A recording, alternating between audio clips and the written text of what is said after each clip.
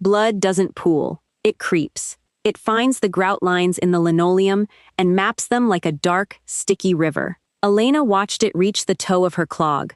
Around her, the residents were shouting over each other, panicked, blind to where the bleeding was actually coming from. She just sighed, tightened her ponytail, and picked up the scalpel. The fluorescent lights in St. Jude's emergency department didn't hum. They buzzed. An erratic, insectoid vibration that drilled straight into the base of Elena's skull.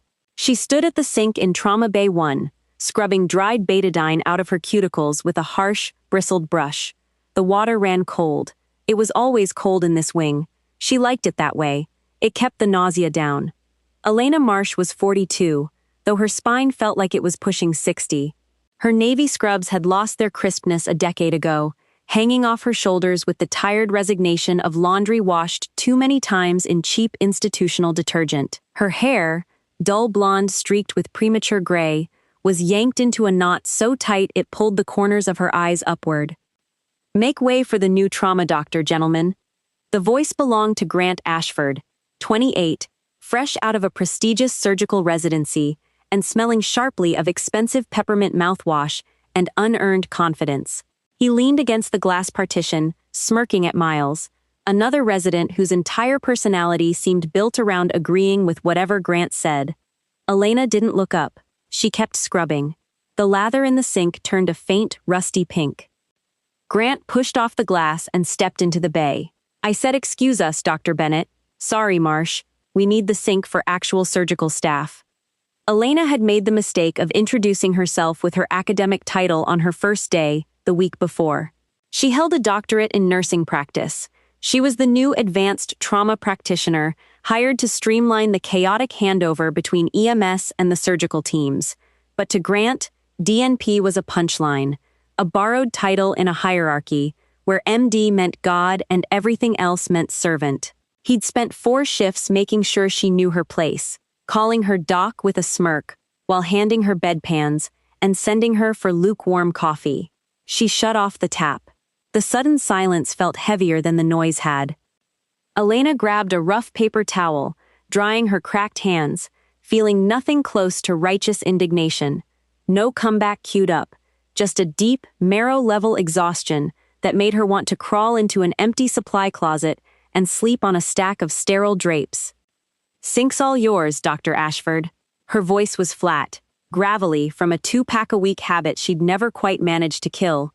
She turned to leave, tossing the damp towel into the red biohazard bin without looking. "Hey, Doc," Miles chimed in, a nervous giggle fluttering in his throat. "Before you go chart a bunch of nursing notes nobody reads, grab me a fresh set of 7s? My gloves tore." Elena stopped. She looked at his hands, soft, uncalloused, hands that had never been slick with anything worse than a clean, controlled incision under good lighting. "Supply closet's 20 feet to your left, Miles." She didn't blink. "If you can navigate the circle of Willis, you can find the latex." Grant scoffed, stepping into her space, using every inch of his 6 inches on her to loom. "Careful, Marsh. You're here to assist. You're a nurse, a glorified protocol follower. When real trauma rolls through those doors, you stand back, hand us the clamps, and stay out of the way. Don't let the letters on your badge confuse you." Elena stared at the hollow of his throat, at the steady pulse ticking in his carotid artery, and thought, briefly, involuntarily, about how easily a piece of flying shrapnel could tear through tissue that soft, about a hot Iraqi wind blowing sand into an open neck wound, about pinching off a severed artery with nothing but bare fingers and desperation. She blinked the memory away. The hospital smells rushed back in. Bleach, stale cafeteria eggs, the metallic tang of old blood. "Noted," she muttered, stepping around him. 10 minutes later, the double doors banged open. EMS wheeled in a 30-year-old male. Motorcycle crash, no helmet. The room erupted into standard, rehearsed chaos. Elena stood by the whiteboard, marker in hand, watching.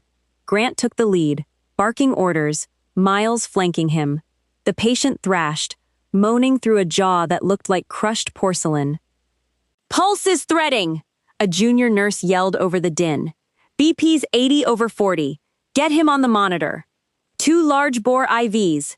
Grant shouted, his voice pitching up half an octave. He reached for the patient's neck, feeling for a pulse, his fingers slipping on the slick, bloody sweat coating the man's skin. Elena watched Grant's eyes dart around the room, searching. The patient's abdomen was distended, rigid. "Prepare for a fast exam. We need ultrasound," Grant demanded. Elena uncapped her marker. The sharp smell of solvent hit her nose. She looked at the patient's left leg. The femur was snapped, tenting the denim of his jeans.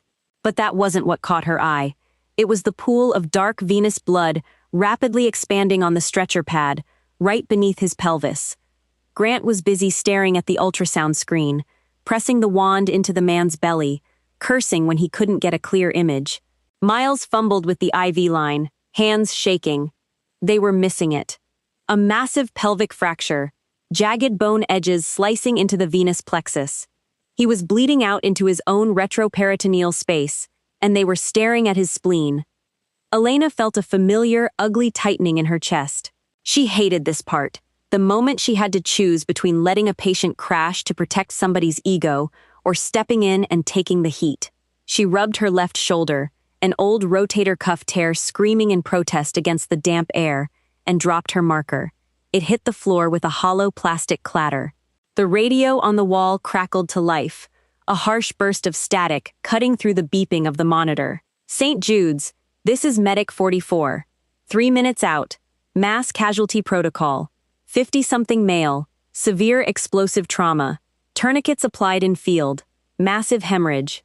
Vitals unstable."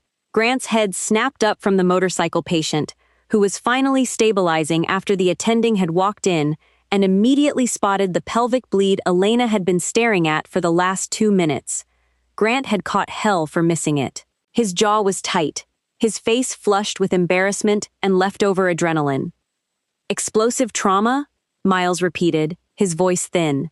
"In downtown Seattle?" "Gas main," the attending snapped, pushing past them. "Or a crank lab. Doesn't matter. Clear Bay 2. Ashford, you take lead. Marsh, get the massive transfusion protocol ready. Move." Elena didn't run. Running caused panic. She walked, strides long and deliberate, pulling open supply carts and hauling out the heavy thermal coolers of O-negative blood. Cold, heavy, familiar in her hands. She slapped the bags onto the rapid infuser, priming the tubing with methodical precision. This time, the ED doors weren't opened. They were shoved off their hinges. A wave of noise and smell hit the room. Not the usual scent of a civilian accident, but the sharp, acrid stench of cordite, burning plastic, and charred meat. Elena's nostrils flared. Her stomach did a slow, involuntary roll. That smell pulled her backward 10 years and 5,000 miles. 4 paramedics rushed the gurney forward. On it lay a man in shredded tactical gear, black fabric melted into raw, red muscle. "Federal agent, maybe military, we don't know," the lead medic shouted, breathless, his uniform smeared with dark, wet crimson. Bomb went off during a raid at the shipyards. He took the brunt of the shrapnel shielding his team. The patient was pale, lips tinged an ashen blue, chest heaving in ragged, uneven gasps. "On my count," Grant yelled, trying to assert control over the room. 1, 2, 3, transfer!" They heaved the man onto the trauma bed. The white sheets turned red instantly. Grant grabbed a pair of trauma shears and tried to cut through the heavy ballistic vest, the thick Kevlar catching in the blades. He hacked at it, frustration mounting. "Get this off him! Miles, help me!" Elena stood at the head of the bed, threading an IV into the man's uninjured jugular. She looked down at his face, deeply lined, a jagged scar cutting through his left eyebrow, eyes rolled back, muttering something delirious. "Ashford, he's got a sucking chest wound." Her voice cut through the panic. "Right lateral thorax, the vest's pressing shrapnel into it." "I see it. Damn it," Grant snarled, abandoning the shears, yanking at the Velcro straps of the vest. It tore loose violently. As the pressure released, a horrific sucking sound filled the room. A piece of jagged, twisted metal, the size of a fist, was lodged in the patient's ribs. But worse was the blood. It wasn't oozing. It was pumping, in a bright red rhythmic spray, hitting Grant directly in the chest and splashing across his face mask. Subclavian artery. Grant froze, literally stopped moving. His hands hovered over the wound, pupils blown wide with primal shock. He had never seen a high-pressure arterial bleed from a war-zone-grade explosion. He was used to clean cuts and predictable anatomy. This was a butcher shop. "Pressure!" Elena barked. Grant didn't move. He was hyperventilating, staring at the blood soaking into his scrubs. The cardiac monitor began to scream, a rapid, high-pitched tone signaling the patient's heart was running out of fluid to pump. Elena didn't think. The civilized rules of the hospital, the delicate egos of the surgical hierarchy, all of it dissolved. She was running on pure, brutal muscle memory. She stepped around the bed and shoved Grant Ashford, hard, her shoulder catching his chest and sending him stumbling into a tray of sterile instruments. It crashed to the floor with a deafening clatter. "Ah! What the hell are you doing?" Grant screamed, scrambling to keep his balance. Elena ignored him. She didn't grab a clamp. She didn't wait for a scalpel. She drove her bare, gloved hand directly into the open, ruined cavity of the man's chest. The heat of the blood was shocking, slick, wet fire. She pushed past the jagged edge of the shrapnel, ignoring the sharp sting, as a piece of metal sliced through her glove and into the meat of her palm. She felt the slippery, muscular tube of the severed artery deep in the tissue. She pinched it, squeezed with terrifying, desperate force, grinding the artery against the clavicle bone to choke off the flow. The spray stopped instantly.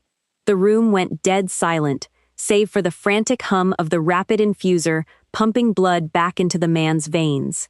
Elena stood there, buried to the wrist in the patient's chest, her face speckled with his blood, breathing heavily through her nose, a dark, fierce focus in her eyes.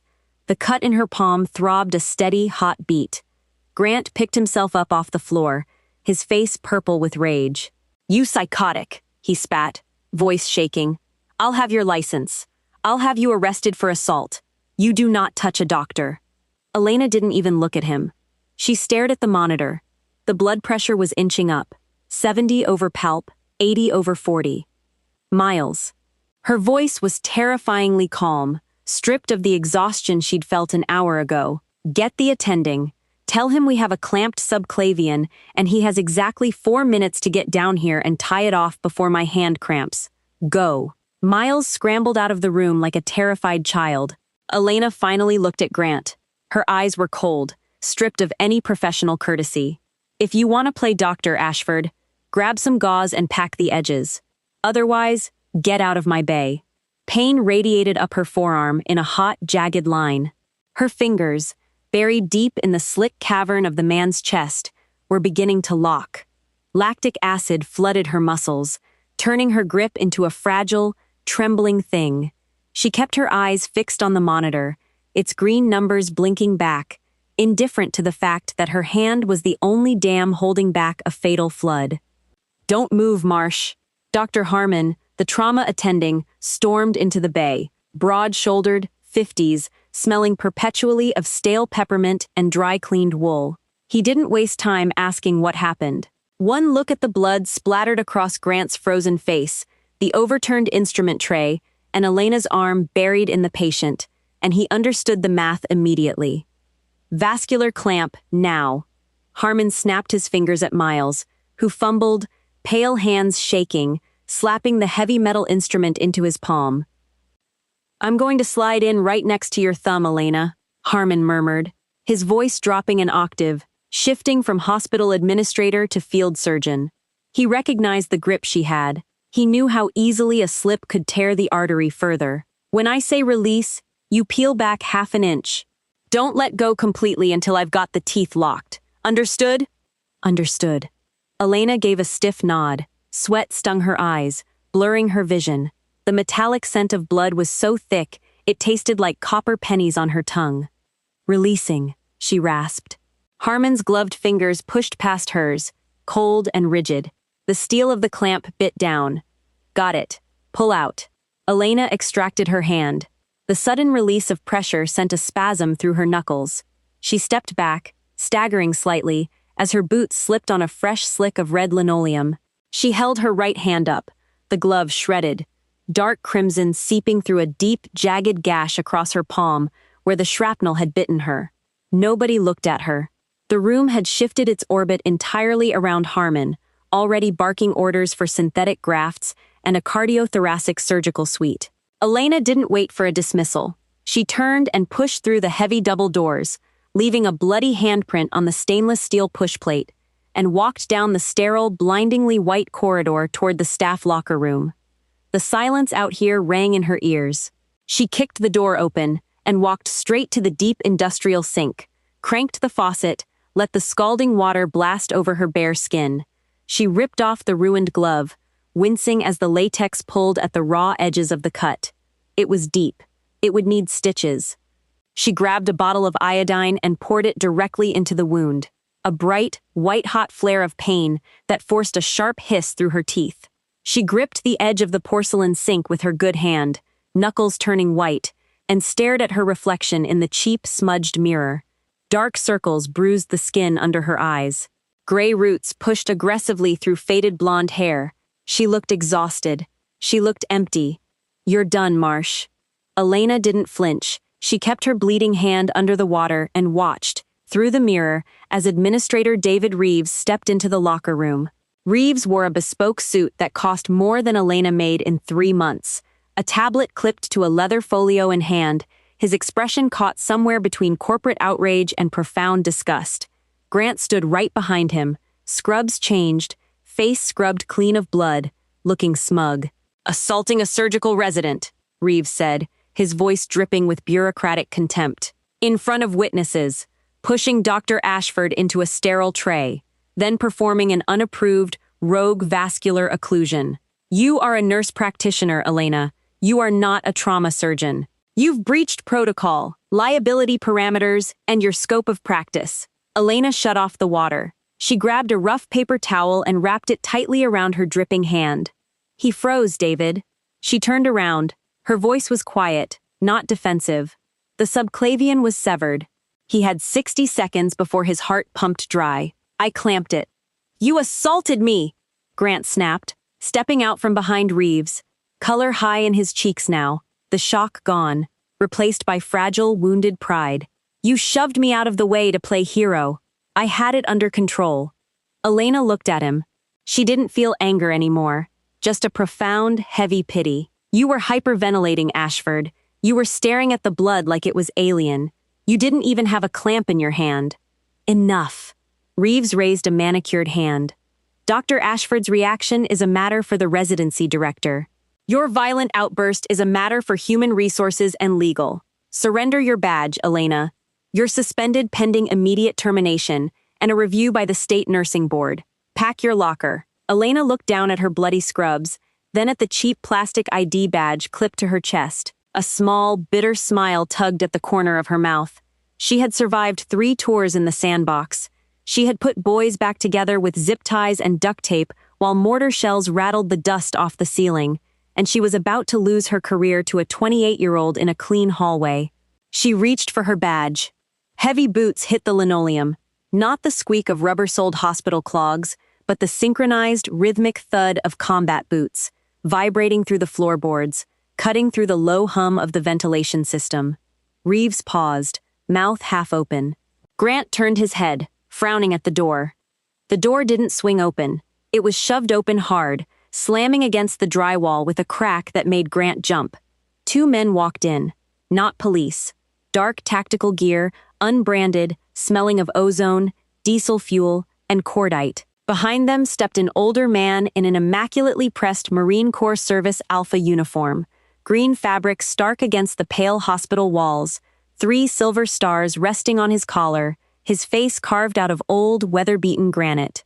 General Marcus Kane did not look like a man who asked for permission.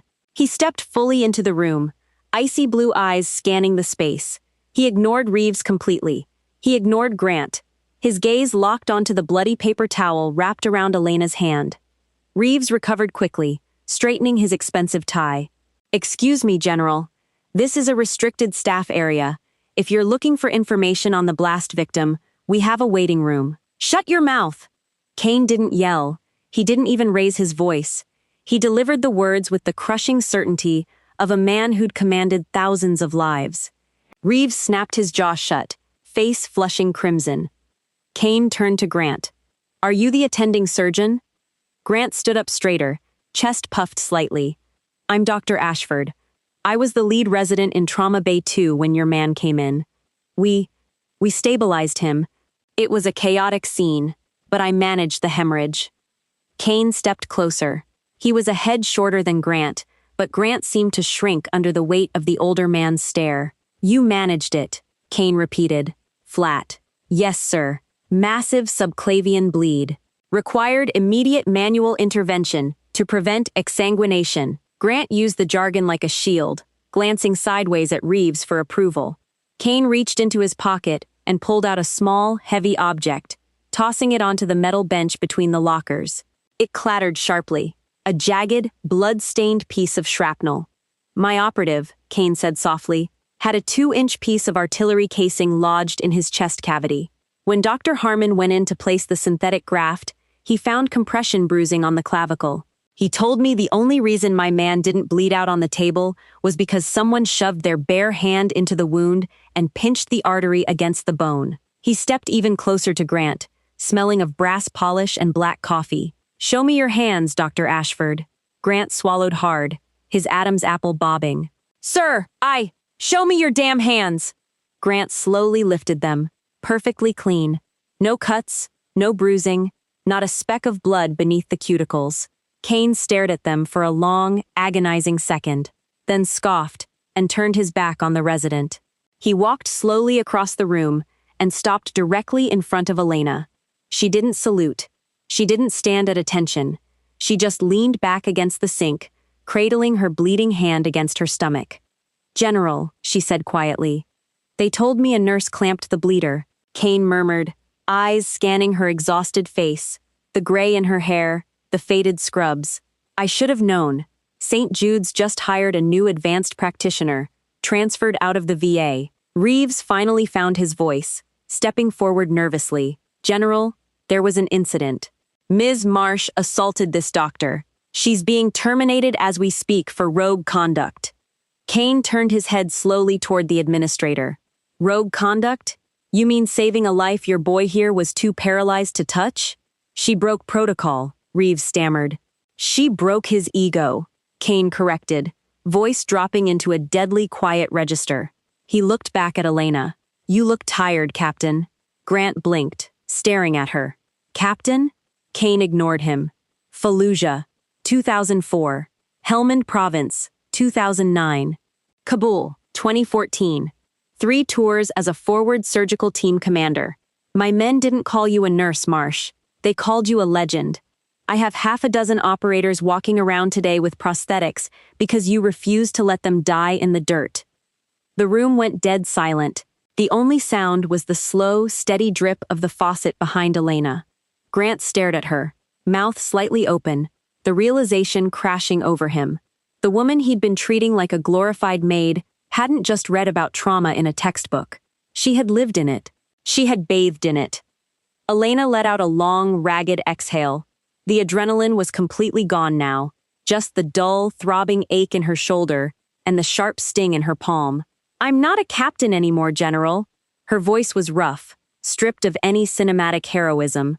"I'm just a tired woman who needs 5 stitches and a cigarette." Kane actually smiled.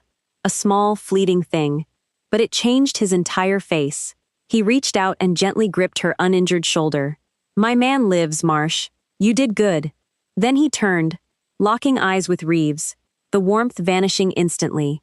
"If this woman is fired, I will personally ensure the Department of Defense pulls every single federal grant and trauma contract from this hospital by tomorrow morning. She doesn't pack her locker. She gets her hand stitched. And she gets a raise. Are we clear?" Reeves was pale. He nodded rapidly, completely stripped of his corporate bluster. "Crystal clear, General." Kane nodded once, gave Elena a final silent look of respect, then turned and walked out, his men falling in silently behind him. Elena stood in the quiet locker room. She didn't gloat. She didn't look at Grant, who stared at the floor. his face burning with a humiliation so profound it seemed to hollow him out. She just unwrapped the bloody paper towel, grabbed her suturing kit off the top shelf of her locker, and walked toward the door. She had to fix her hand. Her shift wasn't over yet. If you felt the raw tension in Elena's story, don't just scroll past. Hit that like button to support stories about the real, unsung heroes in medicine. Share this with someone who loves gritty, grounded drama, and subscribe to Beyond the Silence Tales. We drop intense, emotionally grounded stories just like this one every single week. Drop a comment below. Would you have risked your career to save that life? Let's hear it. Hi, I'm Gwyneth Wynne, the owner and manager of Beyond the Silence Tales. A nurse shoved a surgeon out of the way, drove her bare hand into an open chest wound, and held a severed artery shut with her fingers. They tried to fire her for it, until a 3-star general walked in. I'd really love to know what you think of this one. How did the story make you feel? What stuck with me was how easily we mistake quietness for weakness. Elena had every reason to explain herself, to prove herself, and she never once bothered, because the people who've actually been through the worst of it rarely feel the need to. Which moment hit you hardest? And what do you think this story was really trying to say about who we assume deserves respect, and who we make earn it? If it left you with something to sit with, let it be this. The people we're quickest to underestimate are often the ones who've already carried more than we'll ever know. I'd love to hear your thoughts in the comments. And if you enjoyed this story, feel free to like or subscribe for more from Beyond the Silence Tales.